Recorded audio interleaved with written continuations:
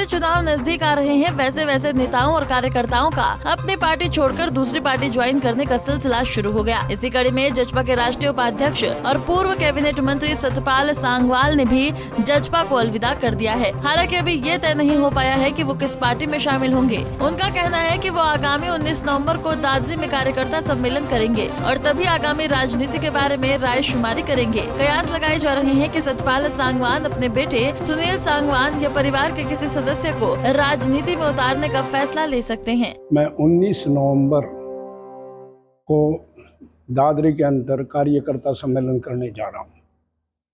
कार्यकर्ता से मैंने तो सोच भी लिया था एक दफ़ा तो कि राजनीति से पीछा छोड़ना पड़ेगा, क्योंकि तो पर लोगों ने मेरे को कंपेल कर दिया कि जब आप ही चले जाओगे तो हमने आपका साथ दिया, हमारा कौन होगा।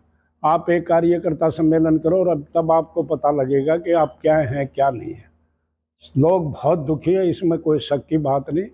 मैं ये मेरा जो सम्मेलन होगा वो किसी पार्टी का सम्मेलन नहीं होगा, बगैर झंडे के होगा, बगैर उसके वो सतपाल का नाम का कार्य सम्मेलन होगा कि सतपाल सांगवान अपने कार्यकर्ताओं को इनवाइट करेगा और आप आना उस दिन और आप देखोगे कि ये हो क्या गया। मेरे को भी अचंभा होगा, लोग यूँ कह रहे हैं कि आप भी अचंभा करोगे कि इतनी जनता आएगी कि आप सोच ही नहीं सकते।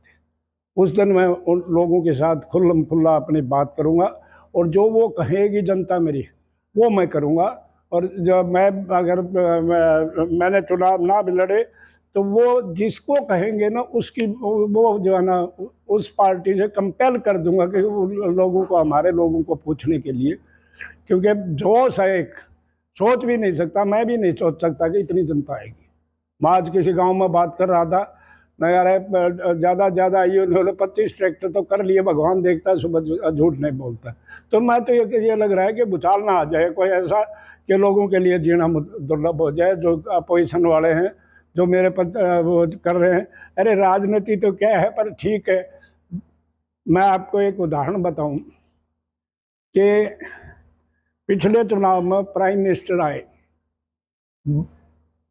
दादरी और बारडा कॉन्स्टिट्यूंसी में, वहाँ से जो एमपी था, एमपी साहब ने, मैं कहना तो नहीं चाह रहा, एमपी साहब ने प्राइम मिनिस्टर आया दोनों कैंडिडेट की खिलाफत करी और मेरे को हराने के लिए जो है ना उसने थर्ड कैंडिडेट को जो है ना वो करा।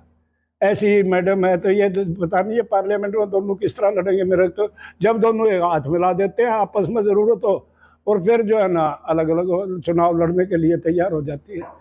तो अब मैं एक ज़्यादा राजनीतिक बात नहीं करते, मैं उसी दिन मेरी जनता के सामने, मेरे साथियों के सामने, मेरे लोगों के सामने जो वो कहेंगे वो करूँगा और वो मेरा डिसीजन फाइनल होगा।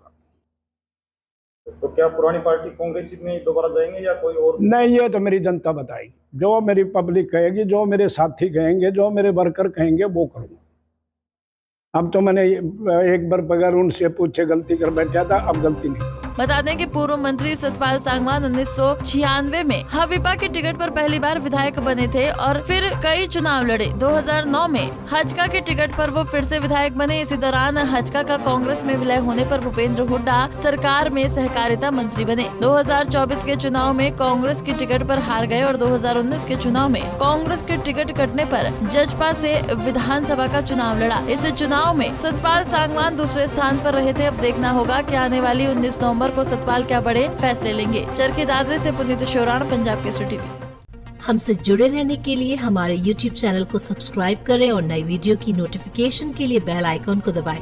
अगर आप ये वीडियो Facebook पर देख रहे हैं तो लाइक जरूर करें और ज्यादा से ज्यादा शेयर करें। धन्यवाद।